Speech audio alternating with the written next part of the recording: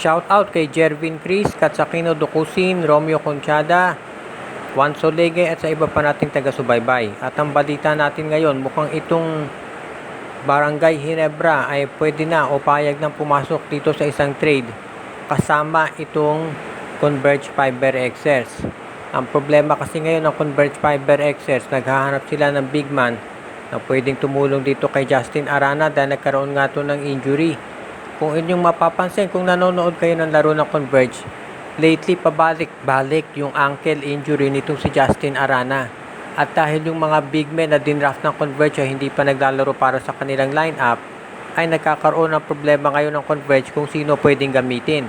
At yan ang dahilan kung bakit gusto nilang makuha itong 6'7" backup big man ng Ginebra na si Ben Adamos. Ang tanong ngayon ay kung sino naman ang pwedeng ibigay ng Converge Fiber Excess para dito kay Adamos. Dahil parang ito ngayon ang kinukonsidera ng Barangay Ginebra na isang trade. So kung sakaling kukunin ng Converge itong si Ben Adamos mula sa Barangay Ginebra, baka itong si Alex Stockton ang kunin namang kapalit ng Ginebra dyan, o kaya naman ay isang first round pick mula sa Fiber Excess. Hindi pa maliwanag dahil kung pagbabasehan natin yung lineup ng Ginebra, parang okay na talaga sila at hindi naman nila kinakailangan ng additional players pa mula sa Converge. Pero syempre kung makakakuha sila ng big man, baka papayag. For example, baka si Pau Havillonar ang makuha ng Ginebra kapalit nitong si Adamos. Yun nga lang, si Pau Havillonar hindi pa maglalaro dito sa Fiber Excess. So kung sakaling matrade nga to sa Ginebra, baka next season pa yan makuha ni Coach Tim Cone. Na kay Coach Tim Cone na yan kung alin dito sa mga ino-offer ng Converge ng kanyang tatanggapin. Kaya abangan na lang natin kung anong magiging desisyon dito ni Coach Tim, kung papayag ba talaga siya sa ganitong trade offer ni Coach Raiko Toroman. Itong Rain or Shine Elasto Painters ngayon ang kinokonsidera na isa doon sa mga top teams dito sa PBA dahil sa kanilang nagiging performance. Plus yung pagkakuha nila dito sa kanilang rookie draft picks na sila Kaylan Tiongson at Felix Lemeti. Dahil dito mayroong mga teams ngayon na nag-i-inquire kung open ba sila sa pakikipag-trade. Pero so far, itong Rain or Shine ay umaayaw dahil ayaw ni Coach Yeng Giao na baguhin yung kanyang lineup. Itong Phoenix Football Masters katatapos lang na i-trade itong si JV Mocon at sa ngayon ay tinitignan nila kung meron silang pwedeng gawin na similar move dito sa Rain or Shine Elasto Painters.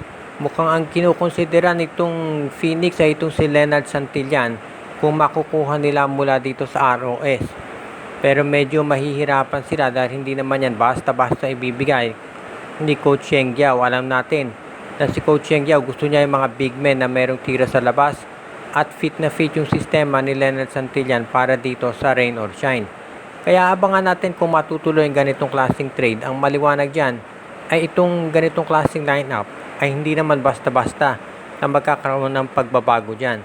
Si Coach Yeng Giao ay gusto niya masiguro na yung kanyang lineup kapag ito ay natuloy na talaga ay hindi siya basta-basta gagawa ng trade. Itong Phoenix, understandable kung ba't nila gustong gumawa ng trade dahil desperate na talaga sila para manalo. Pero medyo nahihirapan talaga sila dahil ang dami nilang mga kinakailangan baguhin sa kanilang lineup ngayon. Kaya i-consider natin muna na itong si Coach Yeng Giao hindi yan magmamadali pagdating sa mga trades dahil alam niya kung ano ang kaya niyang gawin. Plus alam din niya na kinakailangan nila na maniguro na hindi sila malulugi kahit sino pang ka-trade. Whether SMC, MVP o independent team yan. Sa panig ng Phoenix, talagang must win na ang ginagawa nila ngayon kaya hindi na nakapagtataka na iba't ibang klaseng trade scenario ang sinusubukang gawin ng management.